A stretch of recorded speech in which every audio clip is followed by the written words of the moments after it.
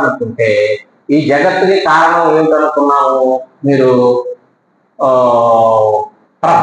ప్రకృతి. ప్రకృతి తెలిస్తే మొత్తం ప్రపంచం తెలియాలి, సర్వవిజ్ఞానం.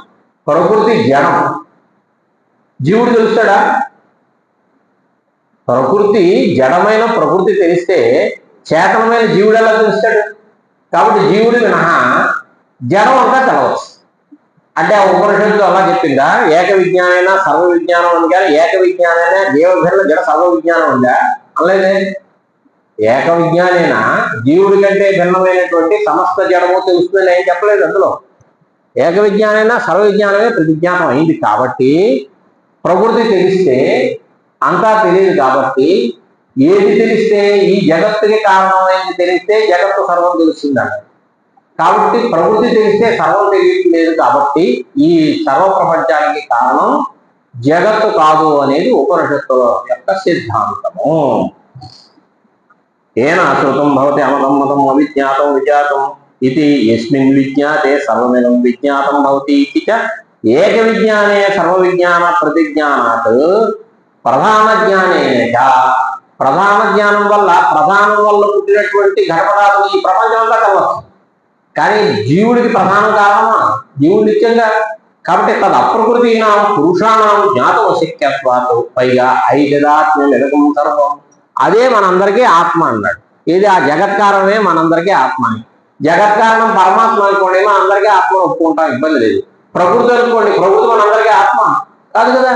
ఈ మాటను బట్టి ఇవన్నీ చూస్తే ఉపనిషత్తులు సరిగ్గా చూడకపోవడం వల్ల సాంఖ్య సిద్ధాంతం వచ్చింది. కానీ లేకపోతే సాంఖ్య సిద్ధాంతం ఉపనిషత్తుల ప్రమాణం, వేదం ప్రమాణం అంటే సాంఖ్య సిద్ధాంతం నిలవదు. తత్సత్యం సాత్మ తత్వమసి ఇది తద్ అభేదస్య నవకృత ఉపదేశాత్. నిజం ఆ జగత్కారణం కంటే అభేదాన్ని తత్వమసి తత్వమసి అని చెప్పాడు ఉందా.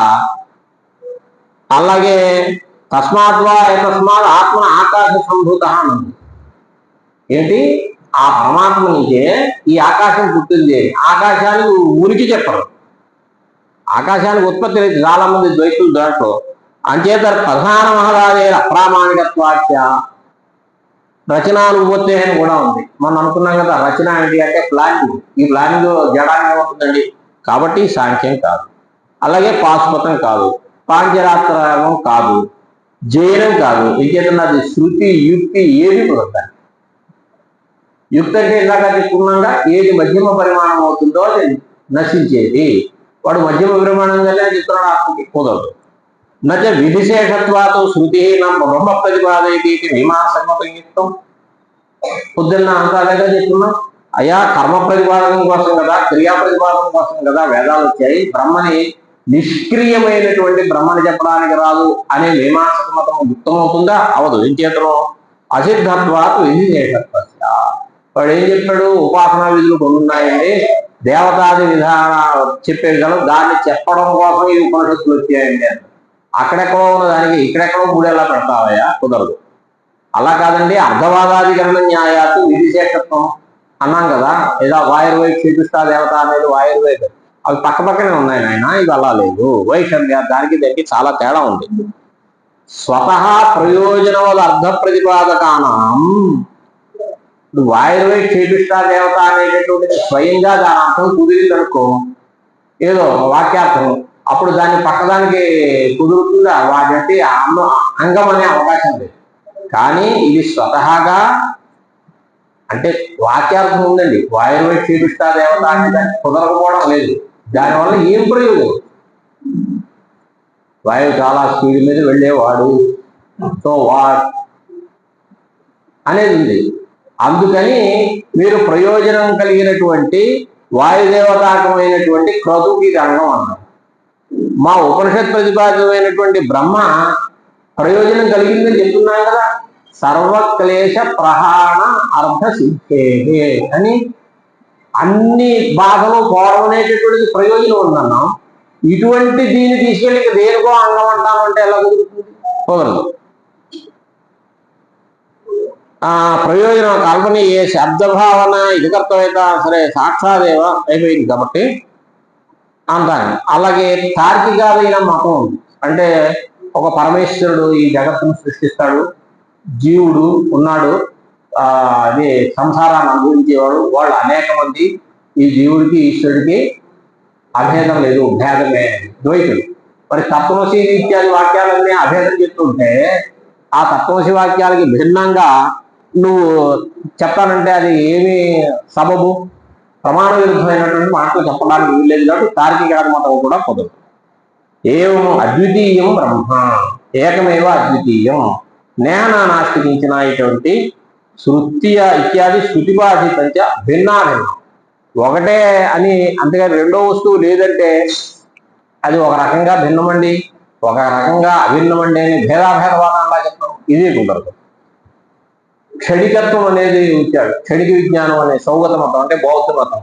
ఆకాశవత్ సర్వగత నిత్య అని ఆత్మ గురించి చెప్తోంది శృతులు అనేక చోట. నిత్యో నిత్యానం అని అది నిత్యమని చెప్తూ ఉంటే జగత్కారణమైంది క్షణిక విజ్ఞానమే ఆత్మ కుదురుతుంది. అది చేత బౌద్ధ మతం కుదరదు.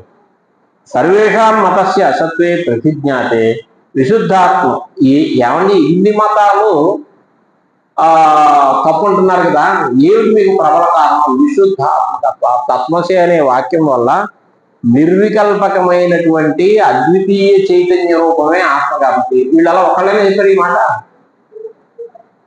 చెప్పడానికి వీల్లేదు, ఇత్తమిత్తంగా అనొచ్చు.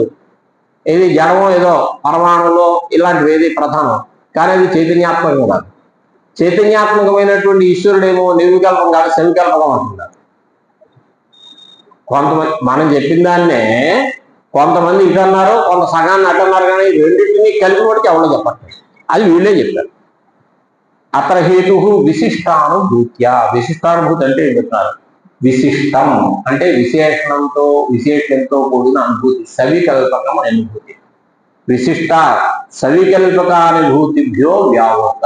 సవికల్పకానుభూతి కంటే వేరే అయినది. యా తత్వమస్యాది వాక్యం. తత్వమస్య అనే దానివల్ల సవికల్పకమా నిర్వికల్పక అంటే ఏం చెప్తున్నాను? నిర్వికల్పకం చెప్తున్నాను కదా. దానివల్ల తేన సర్వవ్యాపకమైన అద్వితీయమైనటువంటి పరమానంద బోధ రూపమే బ్రహ్మ అనేది సిద్ధించింది. సో తత్పదార్థం ఏంటి? సర్వవ్యాపకమైనటువంటి అద్వితీయమైనటువంటి పరమానంద రూపమైనటువంటి బ్రహ్మే తత్పదార్థమును సిద్ధించింది అని 4వ శ్లోకానికి సంగ్రహంగా. ఇప్పుడు అడుగుతున్నాడు, ఆత్మ గురించి సర్వవ్యాపకమైనటువంటి అద్వితీయమైన ఒక మాట వేశారు. అణురణీయాన్ తత్సూక్ష్మం అనేక ఉన్నాయి. ఆరాగ్రమాత్ర. ఆరాగ్రమాత్ర అంటే ఒక కర్ర లాంటిది ఉంటుంది అనమాట. దానికి ఇనుప గొట్టం లాంటిది ఉంటుంది, ఒక చిన్న ముళ్ళులాగా ఉంటుందండి. అది పెట్టి పొడుస్తూ ఉంటారు ఎవరిని? ఎద్దుల్ని, గేదెల్ని. దాని చిగురు ఎంత సూక్ష్మంగా ఎంత ఉంటుందో అంతే ఈయన స్వరూపం అంటే అత్యంత సూక్ష్మము అని చెప్పాను. ఇలా బోళ్ళు శృతులు ఉన్నాయి కదా. నువ్వు సర్వవ్యాపకం అంటావేంటి ఆ పరమాత్మ అని అడుగుతున్నారు. నన్ను స ఏష అడిమా అంటే చిన్నది. ఆ ఒక్కడే కాదు, అలాంటి శృతులు. అణోరణీయా, అణువుల్లో కల్లా అణువయ్య అంటే పరమాణువయ్య అంటే అత్యంత సూక్ష్మమైనటువంటి పరిణామం కలది. ఇది బ్రహ్మణ అణుత్వ శృతే. ఈ బ్రహ్మకి ఎంత ఉంది? అణుత్వం అనేది ఉంది. పోనీ జీవుడు చూద్దామంటే అంగుష్టమాత్ర పురుష మధ్య ఆత్మని తిష్టతి అని ఎంత అనగా ఎవరి బొటకని వేలంతా అక్కడ హృదయ ఛిద్రం ఉంటుంది పొండరీకంలో, అక్కడ ఉంటాడు ఆత్మ. ఏమండి ఆత్మ సర్వవ్యాపకమే, కానీ ఆయన ఎక్కడ కనపడుతున్నాడు మీకు ఉపలబ్ధిస్తాను? ఇక్కడున్న ఖాళీ ఎంత ఉంది? ఎంత ఉన్నప్పుడు అంతే ఉంటాడు. ఆకాశం ఎంత ఉంది చెప్పండి? చాలా పెద్దదే. ఇప్పుడు ఈ గ్లాసులో ఆకాశం ఉందా లేదా? ఈ గ్లాసులో ఉన్న ఆకాశం ఎంత ఉంటుంది? గ్లాస్ అంతే ఉంటుంది. అంతేగాని మొత్తం సర్వవ్యాపకమైన ఆకాశం అంతా ఈ గ్లాసులో పెట్టేశారంటే ఎన్నాగమ్మా అదేదో అగస్త్యుడు సముద్ర నీళ్ళన్నీ కమండలంలో పెట్టినట్టు, లేదా శంకరాచార్య వారు నర్మదా నదిని అంతనే కమండలంలో పెట్టినట్టు నేను మొత్తం ప్రపంచాన్ని అదేలో ఉండే ఆకాశాన్ని అంతా తీసుకొచ్చి మడత పెట్టి ఈ గ్లాసులో పెట్టారంటే ఒప్పుకుంటారండి మీరు. కానీ గ్లాసులో ఎంత ఉంది? ఆకాశం ఉందా లేదా? ఎంత ఉంది? ఆకాశం అంతే. అలాగే ఆ శుద్ధ చైతన్య రూపమైనటువంటి పరమాత్మ ఎంత ఉన్నాడో సర్వవ్యాపకమే. పర్వాలేదు.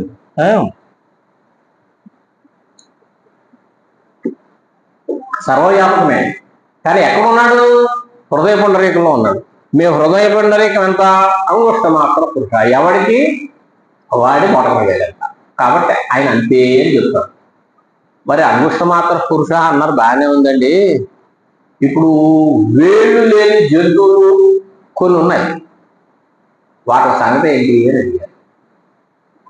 అంటే వాళ్ళలో ఆత్మ లేదా? చెట్టుకే ఉందని మనం చెప్పుకున్నాం కదా. మరి వాళ్ళకి అంగుష్ట మాత్ర ఉంటాడా, కాలు మాత్ర ఉంటాడా? వాడి కాళ్ళు లేవు, చేతులు లేవు, వేళ్ళు లేవు అన్నాడు. బాబు, శాస్త్రం ఎవరికి చెప్తుంది?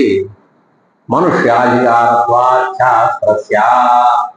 మనుషులే ఇక్కడ అధికారులు. కాబట్టి వాళ్ళకి అర్థం అవడం కోసం అంగుష్ట మాత్ర పురుష అన్నాం. కానీ వాడి హృదయ పుండరీకంలో ఉండే స్థానంలో ఉంటాడని చెప్పడంలో తాత్పర్యం. కానీ అంతేగాని బొటకన వేలు ఏమండి, ఒకడికి ఏమో అసలు పుడుతున్నప్పుడే బొటకన వేలు లేదు, ఇప్పుడు వాడి సంగతి ఏంటి? ఇలాంటి ప్రశ్నలు వేయొద్దు అంతే. కాబట్టి అలాగే ఇంకో చోట ఉంది, ఆరాగ్రమాత్రోహి అవరోధితుష్ట. ఆరాగ్రమాత్రం అంటే ఇందాక అనుకున్నాం కదా, ముళ్ళు. ఆ ముళ్ళు యొక్క చిగురు అంతా చాలా చిన్నవాడుగా ఉన్నాడు అని ఇంకో చోట చెప్పబడింది. ఇత్యాది శృతి ప్రతిపాదిత అణు జీవాభిన్నత్వాచ. ఇవి కొన్నిటికి ఏమిటి అంటే ఇవి జీవుడికి చెప్పిన లక్షణాలు. ఆరాగ్ర మాత్ర పురుష, అంగుష్ట మాత్ర పురుష అని జీవుడి గురించి చెప్పింది. అంటే జీవుడి యొక్క పరిమాణం ఇది.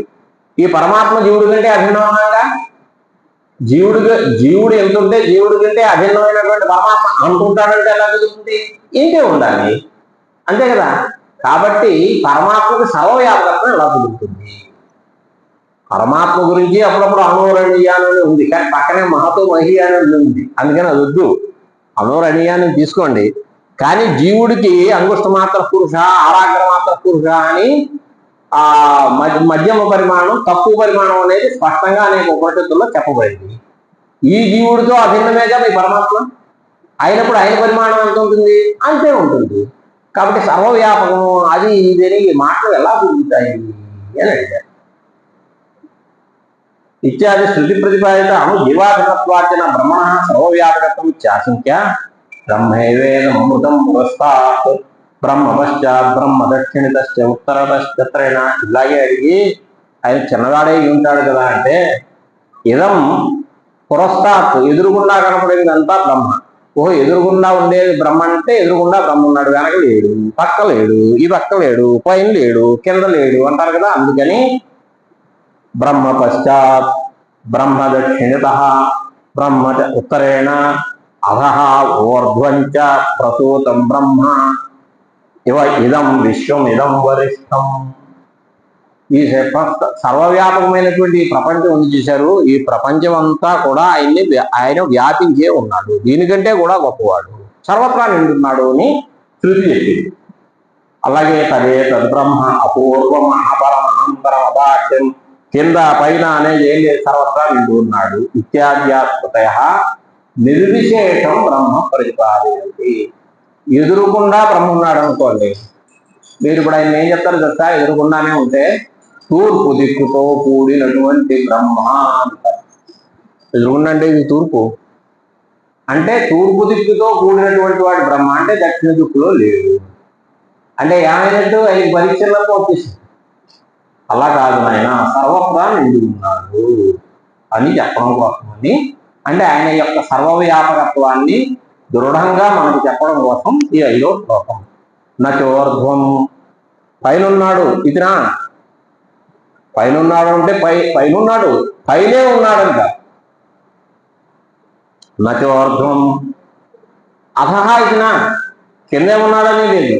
నచాంత అంటే ఇప్పుడు అంగుష్ట మాత్ర పురుష అనే హృదయ పుండరీకంలో అక్కడ ఉన్నాడు అంటే బయట ఉన్నాడా లేడా? లేదు అనే వస్తుంది. అలా కాదు, లోపల ఉన్నాడు, లోపలే లేడు. నా బాహ్యం, బయటే లేడు, సర్వత్రా ఉన్నాడు. నా మధ్యం, నా తిరియత్ అడ్డంగా కానీ, పూర్వాపరాధితో ద్వ్యాపకత్వాత్. ఎందువల్ల ఇలా చెప్తున్నారండి అంటే, పైనే లేడు అనే దానికి అర్థం ఏంటండి? పైన ఒక్కడే కాదు నాయన, అంతటా ఉన్నాడు అని, అంతే కదా. పైన లేడు అనలేదు, పైనే ఉన్నాడు అనలేదు, పైనే లేడు అన్నాం. పైన లేడు అనలేదు మనం, పైనే ఉన్నాడు అనలేదు. పైనే లేడు, పైన ఉన్నాడు, కింద ఉన్నాడు, పక్కన ఉన్నాడు, అన్ని చోట్ల ఉన్నాడు అంటే ఏమైంది? సర్వవ్యాపకుడు అని అర్థం. ఎందువల్ల? వియద్వ్యాపకత్వాత్. ఈ పదానికి రెండు అర్థాలు చెప్పుకోమన్నాం. వియద్వ్యాపకత్వాత్ అంటే ఆకాశంలాగా వ్యాపకుడు కాబట్టి. ఆకాశం ఎక్కడుంది? పైనుంది, కిందుంది, ఎదరుంది, వెనకుంది, సర్వత్రా ఉంది కాబట్టి వియద్వ్యాపకత్వం. లేదా వియద్వ్యాపకత్వం అంటే వియత్తులాగా, అంటే ఆకాశములాగా వ్యాపకం. లేదా ఇంకో అర్థం ఏంటి అంటే వియత అపి వ్యాపకత్వం, ఆకాశం కంటే కూడా ఈయన వ్యాపకం. మీరు ఆకాశం సర్వత్రా ఉందన్నారు, ఈయన ఆకాశం కంటే వ్యాపకుడైతే ఈయన ఎక్కడున్నాడు? పైనే ఉన్నాడా? ఆయన కంటే ఎక్కువ చోట్ల ఉన్నాడు. పైన ఏమంటే వియత్తు కంటే ఎలా వ్యాపకుడు అవుతాడండి? ఇప్పుడు చూడండి, మీకు ఇప్పుడు మట్టితో ఘటపటాలు తయారవుతున్నాయి. ప్రపంచం మొత్తం మీద లెక్కేస్తే మట్టి ఎక్కువగా ఉందా, ఘటపటాలు ఎక్కువగా ఉన్నాయా? తూకం ఏంటి? ఎక్కడైనా పెట్టి ఓ మనసులో పెద్ద కాటా పెట్టండి. మనసులో పెద్ద కాటా పెట్టి మట్టిని ఒకవైపు పెట్టండి, మట్టితో తయారైనటువంటి వస్తువులన్నీ ఒకచోట పెట్టండి. ఏది ఎక్కువ ఉందంటారు? ప్రపంచం మొత్తం మీద మట్టి ఎక్కువ ఉందా, ఘటపటాదులే ఎక్కువ ఉన్నాయా? ఘటపటాదులే ఎక్కువ ఉండి మట్టి తక్కువ ఉంటే మనకి తిండి లేదు. అలాగే మట్టి ఎక్కువ ఉందా, జలం ఎక్కువ ఉందా లెక్కేస్తే జలమే ఎక్కువ ఉంది మట్టి కంటే. జలప్లావితమైనటువంటి ప్రదేశమే ఎక్కువ ఉంది ఇప్పుడు తన ఖండాల్లో. ఎప్పుడూ కూడా కార్యము కంటే కారణము ఎక్కువ చోట్ల ఉండును లెక్క. కార్యమునకు కారణము వ్యాపకము, కారణమునకు కార్యము వ్యాప్యము. వ్యాప్యం అంటే తక్కువ, వ్యాపం అంటే ఎక్కువ అనుకోండి. ఆకాశం ఆత్మలో కార్యకారణ భావం ఉందా? అంటే ఆకాశం నుంచి ఆత్మ పుట్టిందా, ఆత్మ నుంచి ఆకాశం పుట్టిందా? ఆత్మ నుంచి ఆకాశం పుట్టిందని శృతి చెప్తోందిగా. ఆత్మన ఆకాశ సంభూత అని. అంటే ఆకాశం అన్ని చోట్ల ఉంటే ఈ ఆకాశానికి కూడా కారణమైనటువంటి ఆత్మ ఇంకా ఎక్కువ ఉంటుంది. వియత అపి వ్యాపకత్వాత్. ఆకాశం కంటే ఇది వ్యాపకం కాబట్టి ఇది సర్వవ్యాపకము. వియద్వ్యాపకత్వాత్ అఖండైక రూప అంటే ఏక స్వభావం, చైతన్య రూపం ఉన్నటువంటి అటు అహం నేను ఏక కేవల అద్వితీయ అహం ఆ స్వరూపమే ఉన్నాను కానీ ఈ స్వరూపం ఏమి కాదు. నచోర్ధ్వమితి. బాగా అర్థమైంది కాబట్టి అయినా వ్యాఖ్యానం రాయట్లేదు. వియద్వ్యాపకత్వ అనే దానికి రెండు. ఆకాశవత్ సర్వగతశ్చ నిత్య అని శృతి ఉంది. ఆత్మకి ఉపమానం ఏమన్నా చెప్పాలా అంటే గురువుకు ఉపమానం లేదు కానీ ఆత్మకు ఉపమానం ఉందండి. శృతులు చెప్తున్నాయి కదా. ఆకాశవత్ సర్వగతశ్చ నిత్య. ఆకాశంలాగే ఇది సర్వగతము, సర్వవ్యాపకము, నిత్యము అని చెప్పారు. అందుకే ద్వైతులు ఏక విజ్ఞానేనా సర్వ విజ్ఞాన ప్రతిజ్ఞ అన్నావు కానీ ఎలా కుదురుతుంది అని అడిగారు. ఎందుకు కుదరదయ్యా? ప్రపంచమంతా కార్యకూటులో పడి, అంటే ప్రపంచమంతా కార్యమయ్యి ఈ సమస్త ప్రపంచానికి ఆత్మ ఒకటే కారణమైతే కారణం తెలిస్తే కార్యం తెలుస్తుంది కాబట్టి మొత్తం బ్రహ్మ కనుక తెలిస్తే సమస్త ప్రపంచం తెలుస్తుంది అని ఉంది. కానీ ఇందులో ఆకాశం ఒకటి ఉంది కదా, కాలం ఒకటి ఉంది కదా, ఇవన్నీ నిత్యాలు. ఆకాశం నిత్యం ఏంటయ్యా అన్నాడు అనుకోండి. ఆకాశవత్ సర్వగతస్య నిత్య అని నువ్వే చెప్తున్నావుగా. ఆకాశంలాగా ఈ ఆత్మ సర్వగతము నిత్యము అని. ఆకాశంలాగా అంటే ఆకాశం నిత్యము కాకపోతే ఆకాశంలాగా ఆత్మ నిత్యం అని చెప్పే అవకాశం ఉందా? లేదు కదా. కాబట్టి ఆకాశం నిత్యం. ఆకాశం నిత్యం అయితే ఆకాశం కార్యం అవుతుందా? కాదు. కాబట్టి ఏక విజ్ఞానైనా సర్వ విజ్ఞానం ఎలా కుదురుతుంది అంటే ఏక విజ్ఞానైనా ఆకాశం మినహా సర్వ విజ్ఞానం అని చెప్పాలి. ఏక విజ్ఞానైనా ఆకాశం కాలం వల్ల ఒకటో రెండు ఉంటాయండి. ఆకాశాది మినహా విహాయ సర్వ విజ్ఞానం అని చెప్పాలి. కానీ అలా చెప్పట్లేదు శృతి. ఇది ఎలా కుదురుతుంది అని అడిగారు. అప్పుడు వాళ్ళు సిద్ధాంతం చేసి చెప్పింది ఏంటంటే, నీ దృష్టిలో కొన్ని విషయాలు ఏంటంటే ఇద్దరు దెబ్బలాడుకుంటున్నారు అనుకోండి, వాడు చెప్పిన మాట వీడు విండ మొదటి నుంచి. సర్లే అలాగే అనుకుందాం, అయినా ఇబ్బంది ఉంది కదా అంటాడు. అంటే అయితే అలాగే అనుకుందామంటే వాడి మాట ఒప్పేసుకున్నట్టు కాదు. వీడు నీ పక్షంలోకి వచ్చి నీ పక్షమే నిజం అనుకుందాం, అయినా కూడా ఈ ఇబ్బందులు ఉంది కదా అని చెప్పి నీ పక్షం తప్పు అని చెప్పడంలోనే తాత్పర్యం. కానీ నువ్వు చెప్పిన పక్షం మొదటి పక్షం నిత్యమో సత్యమో అన్నావు. అలాగే మీరు ఆకాశాన్ని నిత్యం ఉంటున్నారు కదా అని చెప్పి మీ పక్షంలోకి వచ్చి, ఒరే అసలు అర్థం అవ్వాలి కదా, నువ్వు ఆకాశం ఎంత పెద్దది అన్నావో, ఎలాగా నిత్యం అన్నావో, అలాగే ఆత్మ కూడా పెద్దది నిత్యము అని చెప్పడానికి చెప్పాను. కానీ ఆకాశం నిత్యం అనడానికి. ఎందుకంటే ఏక విజ్ఞానే సర్వ విజ్ఞానం అనేది తాత్పర్యంతో కూడుకున్నటువంటిది. పైగా ఆత్మ ఆకాశ సంభూత ఆకాశాత్ వాయువు అని ఆత్మ నుంచి ఆకాశం పుట్టినట్టుగా కూడా చూస్తుందిగా. ఇప్పుడు మీరు ఆకాశం ఆత్మలోంచి పుట్టిందని చెప్తున్నారు, నిత్యం అని చెప్తున్నారు.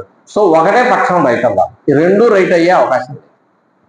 ఆకాశానికి ఒప్పుకుంటే నిత్యత్వం ఒప్పుకోండి, లేదా పుట్టుక ఒప్పుకోండి, అంతే కదా.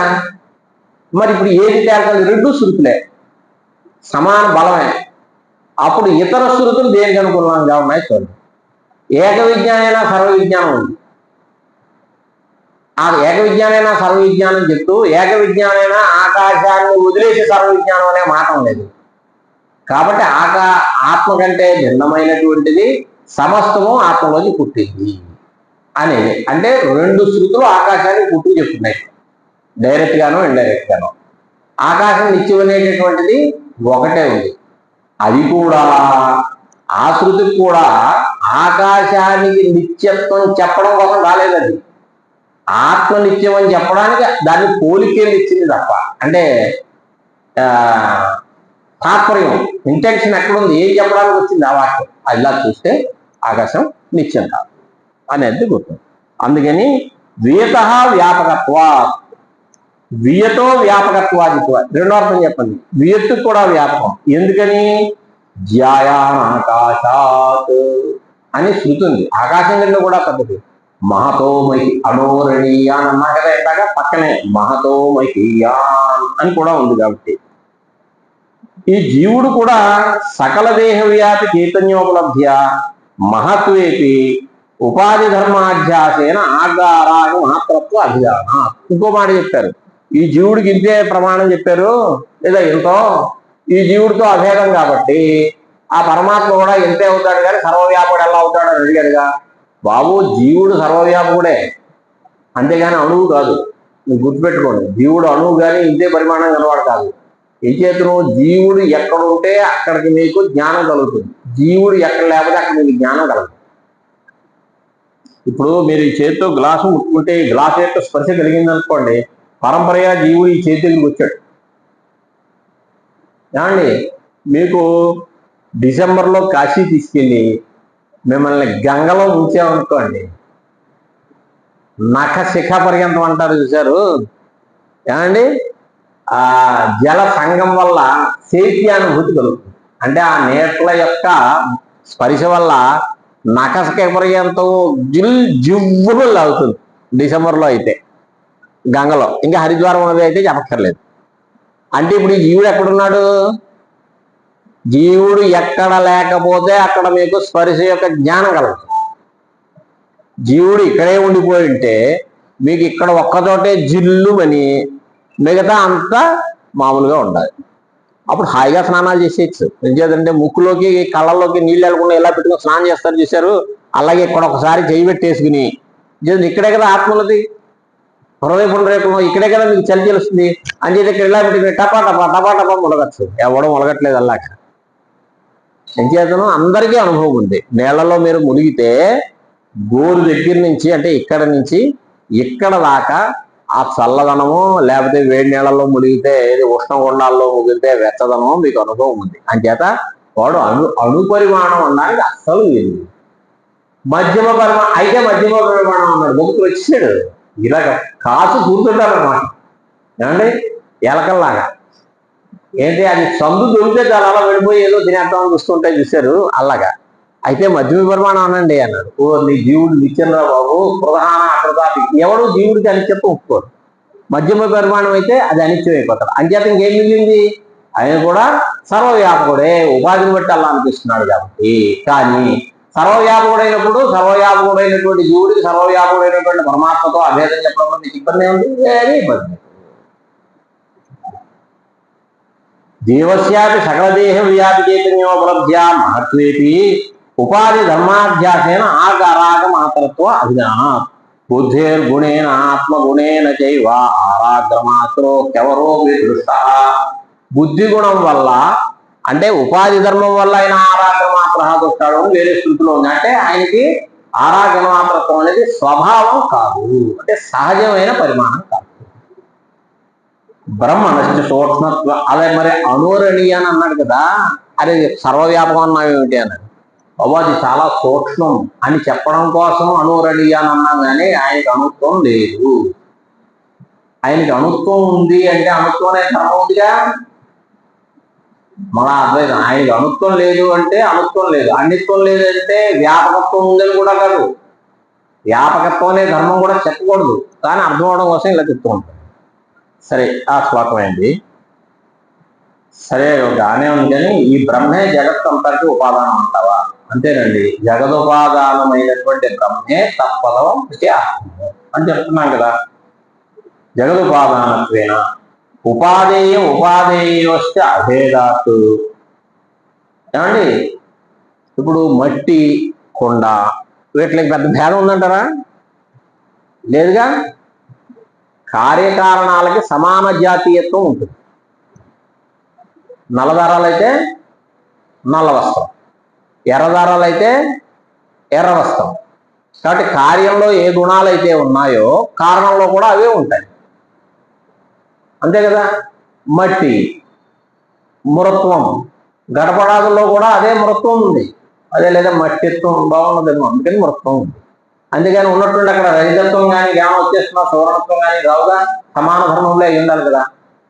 కాబట్టి ఈ సమస్త ప్రపంచానికి గనక బ్రహ్మే ఉపాదానం అయితే ఉపాదానోపాధేయాలకి అభేదమే కాబట్టి కార్యకారణాలకి వాచారంభం వికారో వృత్తి వికారో నామధేయం వృత్తికే సత్యం అని కదా చెప్తున్నారు. అంటే అభేదాన్ని ఈ ప్రపంచం అంతా సుఖదుఖాత్మకమైందిగా. కాబట్టి ఈ ప్రపంచం సుఖదుఖాత్మకమైతే ఈ ప్రపంచానికి ఉపాదాన కారణమైనటువంటి బ్రహ్మ కూడా సుఖదుఖాత్మకమై ఉండాలి. ఈ గదికి మోక్షం ఈ చదువులు శుద్ధత అంటే నీ శాస్త్రం బోలేదు.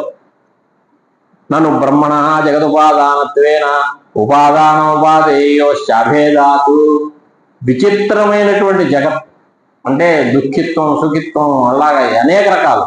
ఈ జగత్తు కంటే అభిన్నం అవడం వల్ల బ్రహ్మణ దుఃఖరూపత్వాత్. కాబట్టి బ్రహ్మ కూడా దుఃఖరూపం అయిపోయింది. కాబట్టి ఆ బ్రహ్మ యొక్క అభేద జ్ఞానం వల్ల మనకి మోక్షం ఏమిటండి?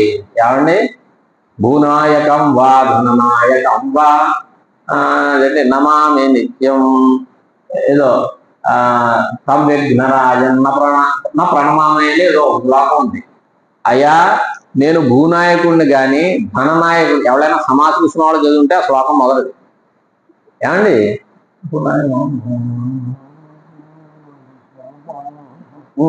నేను బాగా భూమి ఉన్నవాడిని కానీ ధనాలు ఉన్నవాడిని కానీ బాగా డబ్బు ఉన్నవాడికి కానీ నమస్కారం చేస్తాను, అంతేగాని ఈ విఘ్ననాయకుడికి నమస్కారం చేయను. ఏమయ్యా ఎవరి దగ్గర ఏది ఉంటే వాడు అది పడేస్తాడు. ఏమంటే మీరు టిఫిన్ చేసుకుని రెడీగా తినడానికి రెడీగా ఉన్నారండి, అప్పుడు నేను వస్తే మీరు ఏం చేస్తారు చెప్పండి? మీరు చేసుకునే టిఫిన్లో మీ దగ్గర ఉన్న టిఫిన్లో కొంత నాకు పెడతారు, అంతే కదా. బాగా భూమి ఉన్నవాడికి బాగా దండం పెట్టి వాడిని కొలిచామనుకోండి, ఎప్పుడు అప్పుడు మనకు చిన్న స్థలం పడేస్తాడు. లేదా బాగా డబ్బు ఉన్నవాడిని కొలిచామనుకోండి, కనపడినప్పుడల్లా దండం ఏదో రూపాయి పడేస్తాడు. ఈ విఘ్న నాయకుడిని కొంటే ఏం చేస్తాడు చెప్పండి? కొలిస్తే ఓ విఘ్నం పడేస్తాడు మనకి. అందుకని అంటూ ఏదో చమత్కారంగా ఒక కవి రాసినట్టుగా ఇటువంటి సుఖదుఖ మోహాత్మకమైనటువంటి జగత్తుకి కంటే అభిన్నమైనటువంటి ఈ పరమాత్ముడితో అద్వైత జ్ఞానం వస్తే మనకి ఏం ఒరిగింది? ఏం ఒరగలేదు. ఇదంతా సదుద్దాండగా దుఃఖ రూపత్వాత్ ఉన్న తదభిన్నత్వేన జీవస్య పరమ పురుషార్థ ప్రాప్తి. మళ్ళా దుఃఖం వస్తుంది. ఈ దుఃఖం ఆల్రెడీ అనుభవిస్తూనే ఉన్నాగా, దీనికోసం మళ్ళీ ఈ ప్రయాసంతో పడి కొత్త దుఃఖం తెచ్చుకోవాలండి. ఎందుకు తెలుసండి, ఈ వేదాంతంలో చిక్కులు, నాకు దుఃఖం ఉంది, నేను దుఃఖం అనుభవిస్తున్నాను. ఇప్పుడు పరమాత్మతో అభేద జ్ఞానం వచ్చింది అనుకుందాం. ఈ పరమాత్మ ఎటువంటి వాడు? సర్వజీవులకి అభిన్నుడు. నా ఒక్కడితోటి అభేదం ఉందా? పరమాత్మ మీతో అభేదం లేదా? మీ అందరితోటి అభేదం ఉంది. అంటే మీ అందరి దుఃఖాలు ఆయనకు వచ్చాయి.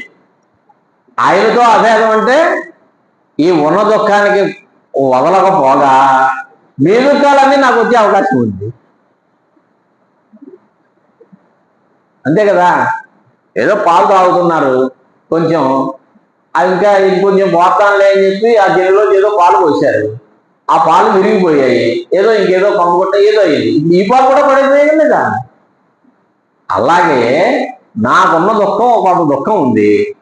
పరమాత్మ జీవుడి కంటే అభిన్నుడు కాబట్టి, మీ అందరికంటే అభిన్నుడు కాబట్టి మీ దుఃఖాలన్నీ పరమాత్మకు వచ్చి ఆ పరమాత్మతోటి నేను అభేదాన్ని తెచ్చుకుంటే మొత్తం ప్రపంచంలో దుఃఖం ఉన్న దుఃఖం అంతా నన్ను ఎదురు పడుతుంది. ఈయంత వెళ్ళి సంసారమే పెట్టవు. అంతే కదా. మరి ఇదేగా వేదాంతం చెప్తున్నారు. మరి ఇలాంటివన్నీ వస్తాయి కదా అని అడుగుతున్నారు. జీవస్య పరమపురుషార్థ ప్రాప్తిరిత్యాశంక్య. బ్రహ్మ ఎలా కుదురుతున్నాయా? ఇది వద్దు అంటే బ్రహ్మణ స్వప్రకాశ పరమానంద రూపత్వాత్ నిఖిల జగత్ భ్రమ అధిష్టానత్వేన కారణత్వ వ్యపదేశాత్ అధ్యస్తేన చ సమం సంబంధాభావాత్ నత్ర అనర్థ లేశోప్యస్తి. అంతే కదా అనుకున్నాం. చెప్తున్నది పొద్దున్న.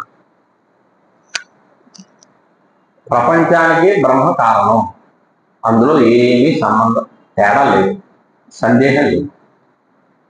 సుక్తి ఎందుకు మీకు రజిత భ్రాంతి కలిగింది?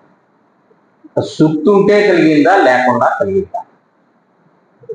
కలిగింది. ఏది ఉంటే ఏది కలుగుతుందో, ఏది లేకపోతే ఏది ఉండదో అది దానికి కారణం. మట్టి ఉంటే కొండ పుట్టింది, మట్టి లేకపోతే కొండ పుట్టలేదు కాబట్టి కొండకి మట్టి కారణం. శుక్తి ఉంటేనే రజిత భ్రమ కలిగింది, శుద్ధి లేకపోతే రజిత భ్రమ లేదు కాబట్టి రజిత భ్రమకి శుక్తి కారణం. అంతే కదా.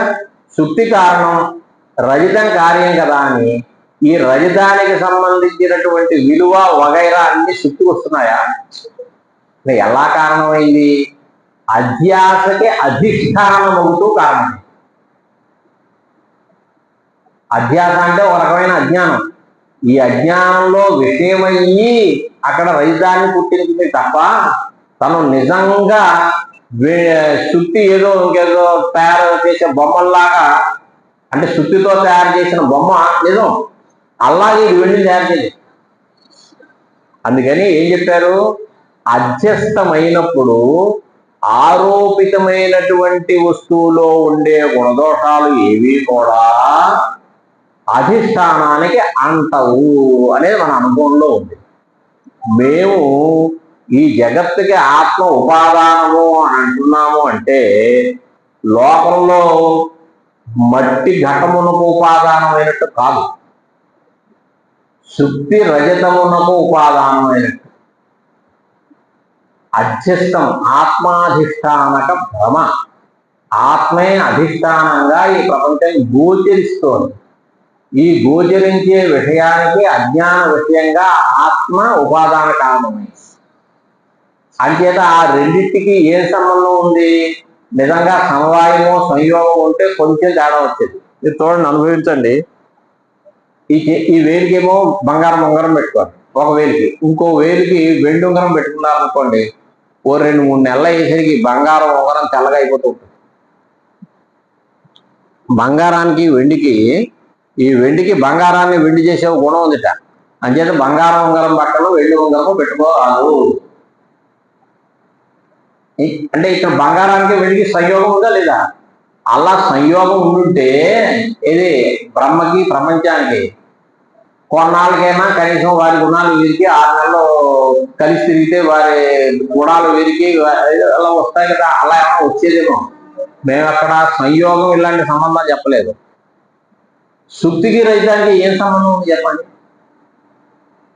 భ్రమ కలిగినప్పుడు అక్కడ ఉన్న సుత్తికి రజితానికి సంబంధం ఉందా న్యాయంగా?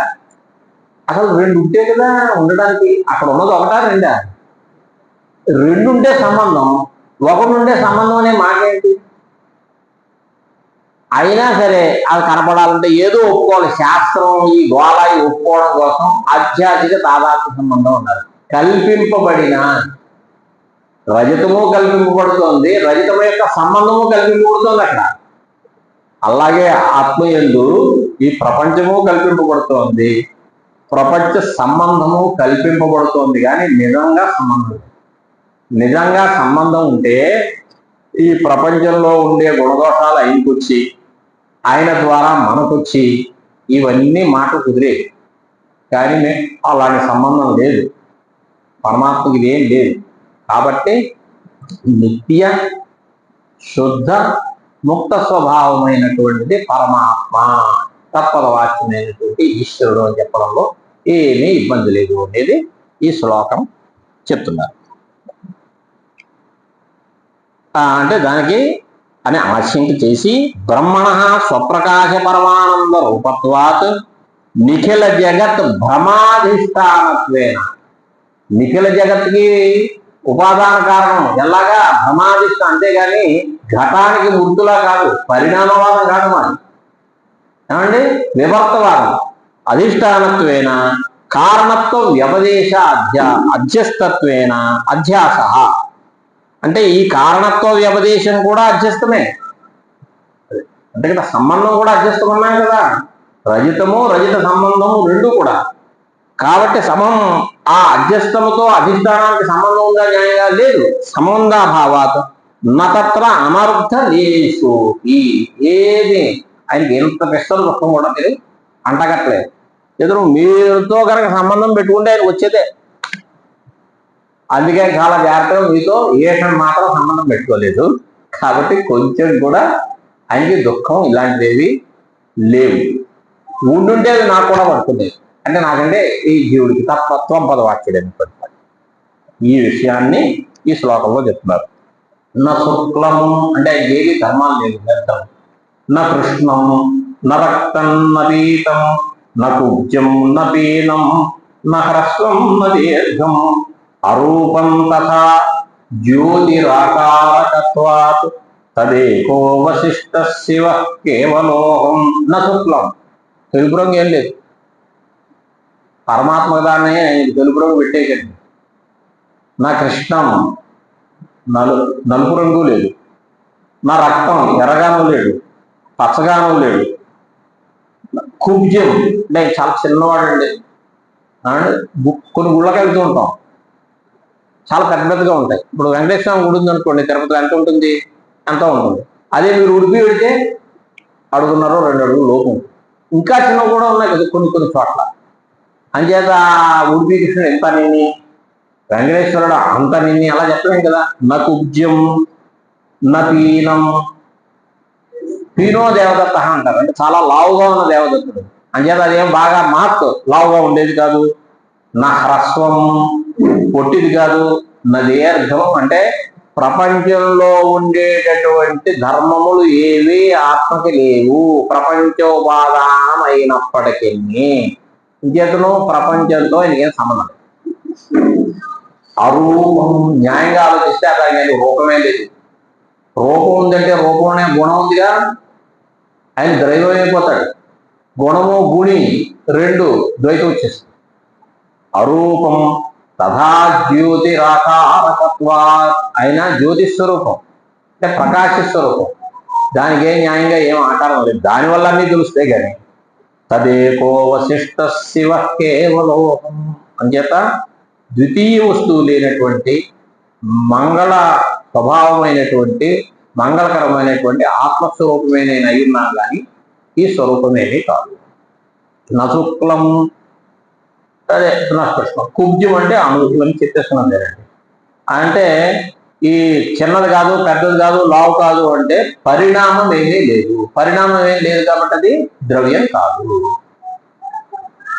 అలాగే నరూపం అన్నాడు, అరూపం అని. దానికి రెండో అర్థం కూడా చెప్తున్నారు. అరూపం అంటే రూపం లేదు అని చెప్పచ్చు. రూప్యతకి రూపం తెలియబడుతోంది కాబట్టి ఇది రూపం అని. ఇప్పుడు మీకు జలం తెలిసింది, వాయువు తెలిసిందా లేదా? వాయువు తెలియలేదా? మీకు తెలిసింది కదా. అంటే వాయువు రూపం అని దాని అర్థం. అంటే రూపేది ఇది రూపం, ఆ దృష్టిలో చూస్తుంటే అది రూపమే. అంటే ప్రమేయం అంటే జ్ఞాన విషయము అని రూపం అనే పదార్థానికి అర్థం. ఇది జ్ఞాన విషయం అవుతుందా పరమాత్మ? అది విషయం కదా. జ్ఞాన విషయం అంటే వాళ్ళ దృశ్యం, దృశ్యం అనే మాట ఒప్పుకోవడం. అందుకని అరూపం, అప్రమేయం. అప్రమేయం తేన ఇది ప్రమేయం ఎన్ని రకాలు అంటే 7 రకాలు, 12 రకాలు, 16 రకాలు అని రకరకాలుగా సిద్ధాంతాలు చెప్పారు. ఇది అప్రమేయం అనేసరికి అవేవి కాదు. ఇది ద్రవ్యం కాదు, గుణం కాదు, కర్మ కాదు, ఇలాగా మీరు ఏవేవి పదార్థాలు అనుకుంటారో, ప్రమేయాలు అనుకుంటారో అవేవి ఇది కాదు అని తెలిపాయి. అలాగే అంచేతంటే దీనికే ఇంకా శృతులు కుదర్చున్నారు. అస్థూలం, అణము, అహరస్వం, అదీర్ఘం, అశబ్దం, స్పర్శమ, రూపం, అవ్యయం, తథారసం, నిత్యమగంధవచ్చయతు, ఇలాంటివన్నీ. ఈ శ్రౌతం అర్థం అంటే ఈ చెప్పినటువంటి స్థూలం కాదు ఇలా చెప్పడానికి ఏమైనా ప్రమాణం ఉందా? ఎందువల్ల ఇవన్నీ ఎలా ఉంటాయి? యుక్తి చెప్తున్నారు. స్వప్రకాశ జ్ఞాన రూపం. ప్రమేయం అంటే ఏమిటి? ప్రమా విషయం. ఇది ప్రమా విషయం కాదు, ప్రమాత్మకమే. అంటే ఇది జ్ఞాన స్వరూపమే. లేదా ప్రమేయం ఈజ్ ఈక్వల్ టు దృశ్యం. ఇది దృశ్యం కాదు, ఇది దృక్స్వరూపం. కాబట్టి ఇవేవి దానికి ఉండవు. అందువల్ల ఇది అణు, హరస్వము అని చెప్పడం. అవన్నీ చెప్తే ప్రమేయంలో పడిపోతుంది, దృశ్యంలో పడిపోతుంది. జ్యోతిరాకారకత్వాత్ స్వప్రకాశ జ్ఞాన రూపత్వేన అప్రమేయత్వా. ఇచేత అది ప్రమేయమే అయితే ఘటాదులాగా జడమైపోతుంది. మీరు చూడండి, ఇప్పుడు న్యాయశాస్త్రంలో కానీ లేదా ఇంకేదైనా శాస్త్రంలో కానీ ప్రమేయాలు చెప్తారు. కొన్ని పంచవింశతి తత్వాలు అన్నారు కొంతమంది, కొంతమంది 7 అన్నారు, కొంతమంది 16 అన్నారు, ఏవో రకరకాలు ఉన్నాయి. ఇవన్నీ జడాలే. ప్రమేయం అంటే ప్రమేయం ఈజ్వల్ టు ఏం చెప్పాను నేను? దృశ్యం. దృశ్యం ఈజ్వల్ టు జడం. ఇది ప్రమేయం అయిపోతే జడం అయిపోవాలి. అంతే ఆత్మ జడం అనే మాట ఎవడో వస్తుంది. అంచేది ఇది అరూపం, అప్రమేయం. కాబట్టి ఏ ధర్మాలు లేనటువంటిది.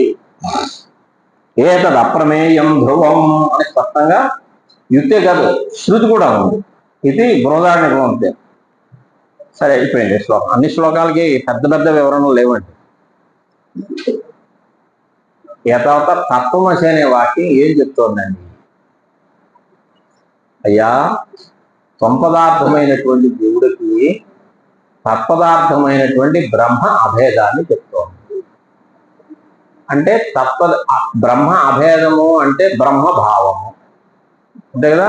నువ్వు జీవుడు కాదు నాయన, నువ్వు బ్రహ్మవే అని బ్రహ్మభావాన్ని చెప్తోంది. బ్రహ్మ అభేదం అన్నా బ్రహ్మభావం అన్నా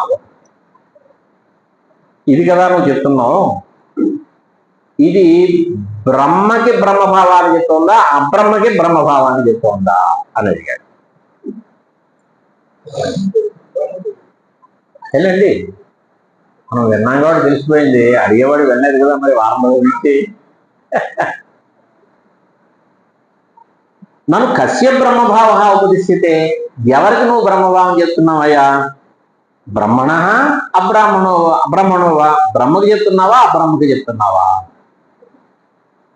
మొట్టమొదట అబ్రహ్మకండి అన్నాడు. ఈసారి ఎందుకో ఏంటంటే ఎప్పుడు ఏ పక్షమో ఆ పక్షం చివరి చెప్తారు. బ్రహ్మకి అనేది పక్షం కాబట్టి అబ్రహ్మకే అన్నాం అన్నాడు. నాంత్య బ్రహ్మ అబ్రహ్మ దీనికే పర్యాయ పదాలు చెప్పండి.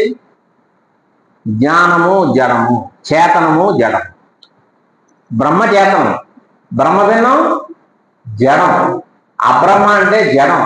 జడానికి బ్రహ్మభావం ఎలా కుదురుతాయా? ఎన్ని శృతులు వచ్చినా నై ఘటం 100 శృతులు వచ్చినా నహి శృతి శతమపి ఘటం పటయతో మీషతే. 100 శృతులైనా ఘటాన్ని పటాన్ని చేయలేవు. జడాన్ని చేతనం చేస్తాయండి ఎన్ని శృతులైతే మటుకి.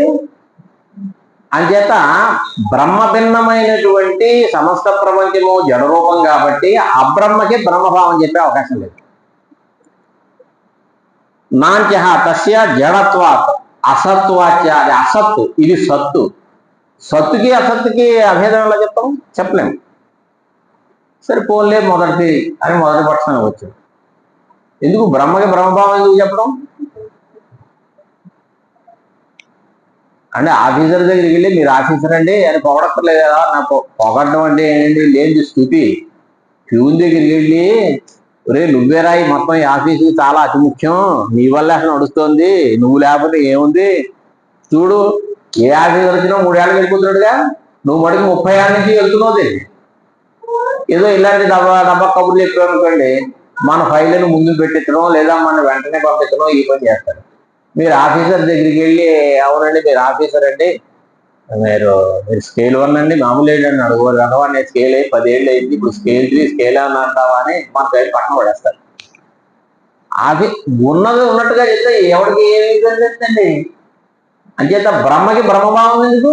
వాడు ఆల్రెడీ బ్రహ్మ అంటున్నావు కదా, ఇంకా బ్రహ్మభావం పోదికి నువ్వేమో ప్రయోజనం చేసావుట, ఏం పొందవు.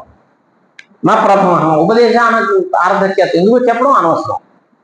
బ్రహ్మభావ స్వతయేవ సిద్ధత్వం, వాడు బ్రహ్మభావం స్వతహాగానే వాడు ముందుగా, ఇంక మళ్ళా వాడికి బ్రహ్మ అని చెప్పడం ఎందుకు అనవసరం అన్నాడు. అలా కాదు బాబు, మొదటి పక్షమే జీవస్య స్వతః బ్రహ్మభావేపి, వాడు జీవుడు బ్రహ్మభావమే, మేము తత్వమసి అని వాడికి బ్రహ్మభావం చెప్పట్లా. అసలు న్యాయంగా విచారిస్తే నువ్వు అబ్రహ్మలు కాదు అని చెప్తుంది.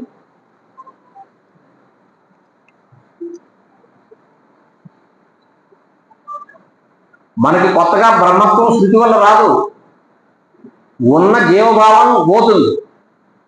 ఎలా అంటే కర్ణుడికి కృష్ణుడు చెప్పిన తర్వాత కౌంతేయత్వం రాలేదు. ఆయన కౌంతేయుడు, కౌంతికి పుట్టాడు కాబట్టి కౌంతేయుడే, కౌంతేయత్వం ఎప్పుడూ ఉంది ఆయనకి. మరి ఏం జరిగిందండి? ఆయనకి అప్పటిదాకా ఉన్న రాధేయత్వ భావన ఏదైతే ఉంది అది పోయి. అలాగే తత్వమసి అనే వాక్యం మీకు బ్రహ్మభావాన్నో బ్రహ్మభేదాన్నో చెప్పదు, మీలో కొత్తగా బ్రహ్మత్వాన్ని తీసుకురాదు. బ్రహ్మత్వాన్ని తీసుకొచ్చిందంటే మొత్తం పోయింది. బ్రహ్మత్వం అనే ధర్మం మళ్ళా ధర్మి అని ఇంకే అర్థం అవడం కోసం చెప్తున్నాం.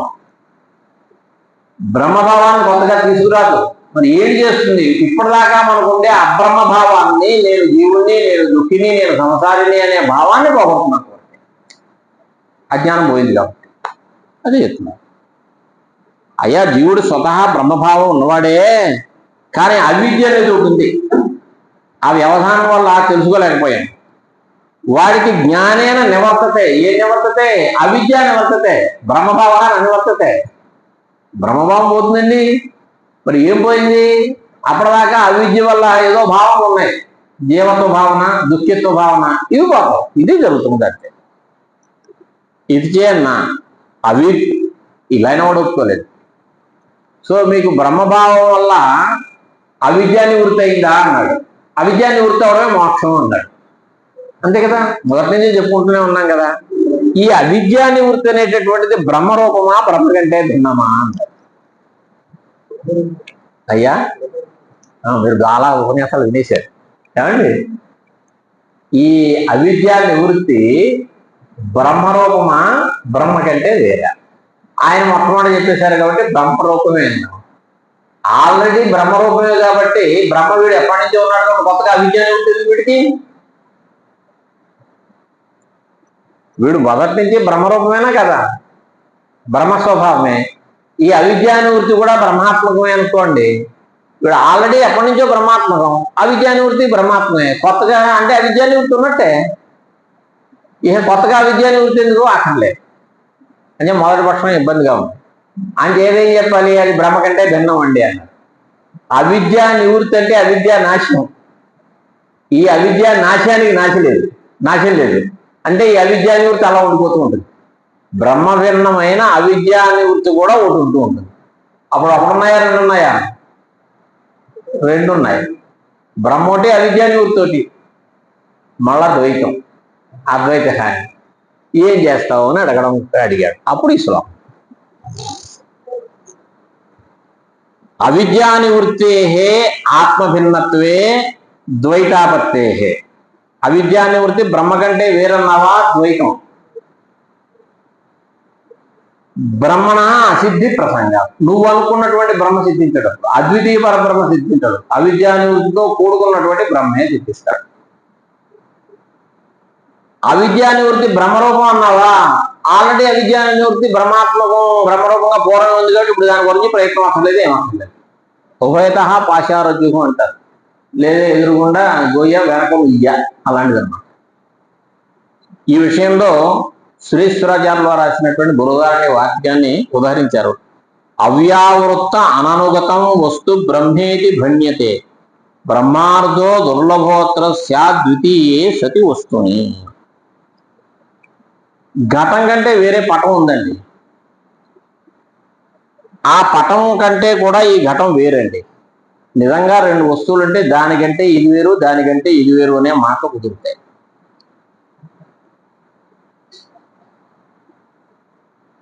ఏమండి, అంచేత ఈ ఘటం పటం కంటే వ్యావృతం, అంటే పటం కంటే వేరు అని చెప్పచ్చు. ఇలాగే బ్రహ్మ కంటే వేరే ఒక నిజమైనటువంటి వస్తువు ఉంటే దానికంటే ఇది వేరు, అంటే ఇతర వస్తువు వ్యావృతం బ్రహ్మ అని చెప్పుకోవచ్చు. రెండో వస్తువే లేదుగా, అలా చెప్పలేము. నతు తథా, ఇది కాబట్టి ఇది వ్యావృతం అని కూడా చెప్పకూడదు, బ్రహ్మ అవ్యావృత్తము. అలాగే ఈ ఘటత్వ జాతి ఉంది, ఈ ఘటంలో ఉంటుంది, ఆ ఘటంలో ఉంటుంది, ఆ ఘటంలో ఉంటుంది, అనువృత్తం అన్నమాట. అంటే ఘటత్వ జాతి కంటే భిన్నమైనటువంటి వ్యక్తులు అనేకం ఉండి దాని యందు ఆశ్రయింపబడి, అంటే వాటి యందు ఆధేయంగా ఉండడం వల్ల ఘటత్వం అనువృత్తమైంది. ఇలాగా పరమాత్మ కంటే భిన్నమైనటువంటి ఏవైనా వస్తువులు ఉండి వాటి నెత్తి మీద కనుక పరమాత్మ ఉండగలిగితే, అంటే ఆ వస్తువులు పరమాత్మకి ఆశ్రయం అయితే అనువృత్తమైంది. అలా కూడా లేదు, ఇది అననువృత్తం. అవ్యావృత్తత్వాతో అవ్యావృత్త అననుగతం వస్తు బ్రహ్మ ఇది భణ్యతే. అంచేత అది వ్యావృతము అనలేము, అనుగతము అనలేము.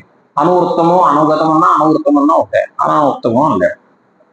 బ్రహ్మార్థో దుర్లభోత్రస్య ద్వితీయే సతి వస్తుంది. ఏం చేతను రెండో వస్తు, ఇప్పుడు వ్యావృత్తం అన్నామన్నా అనుగతం అన్నామన్నా రెండో వస్తువు ఉంటాయి.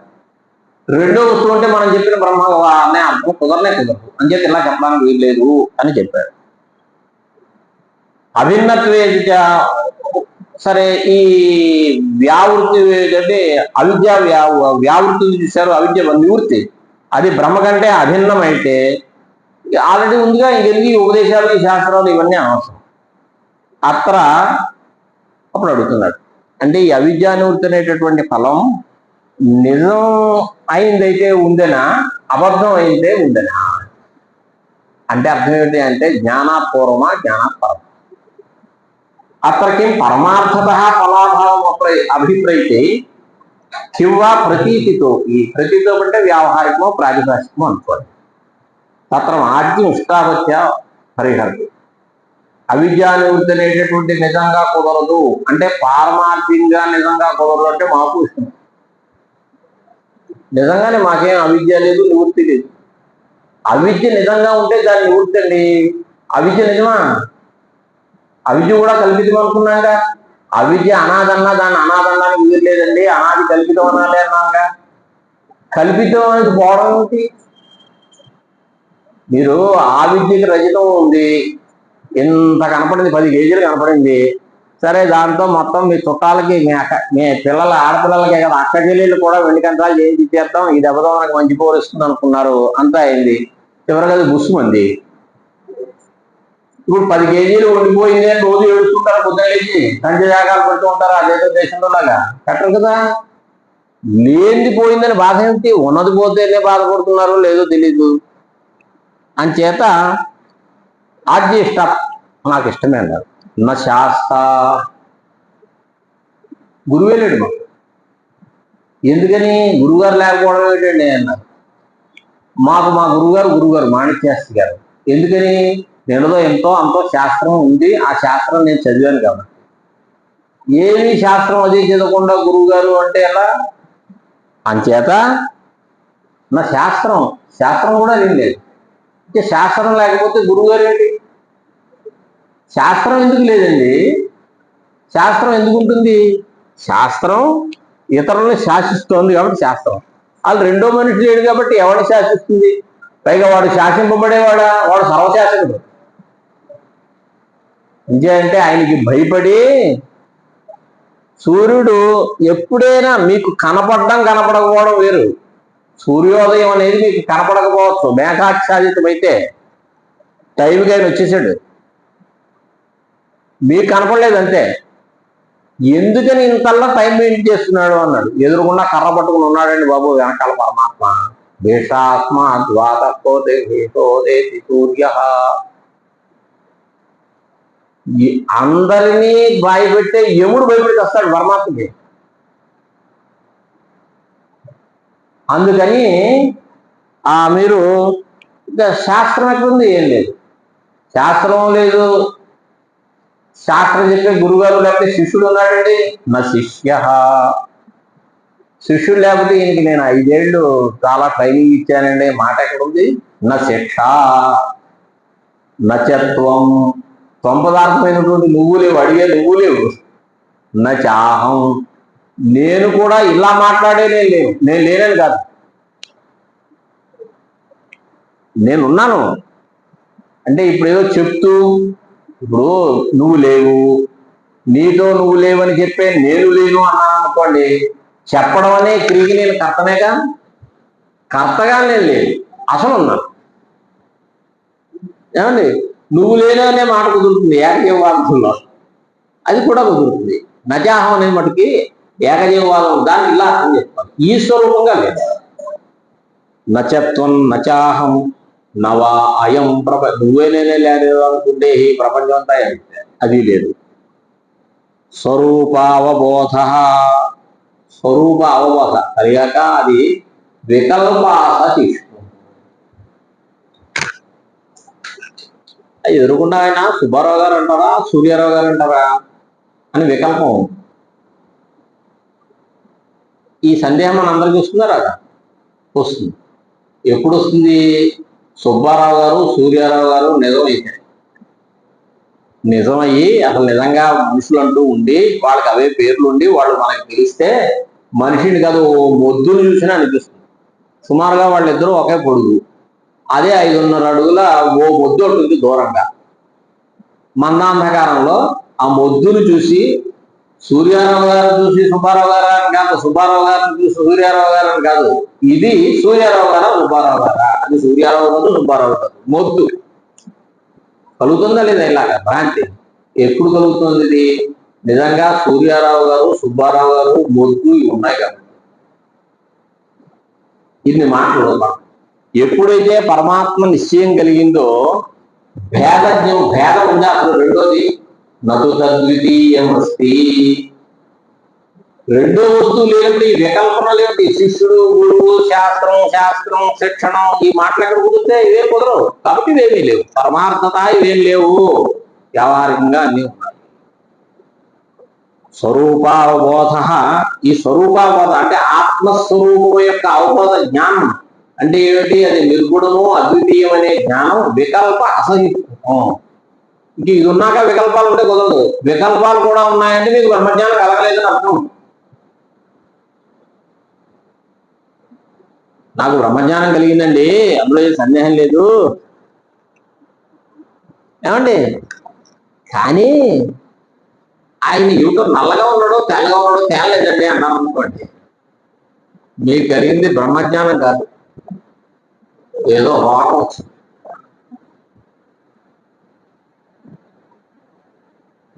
అంచేత ఏవైతే ఇవేవి వేరేటువంటి అధిష్టానభూతమైనటువంటి ఏదైతే ఉందో తదు ఏక అవస్థ మిగిలింది, అదే మంగళకరమైనటువంటిది ద్వితీయ వస్తువు అయినటువంటిది, అదే నేను కూడా ఉన్నాను అని ఈ శ్లోక. నా శాస్త్ర అంటే ఉపదేశకర్త అటు పెట్టుకున్నావా? 2 నిమిషాలు అయిపోతుంది. ఉపదేశం చేసే గురువు లేడు, ఉపదేశానికి కారణం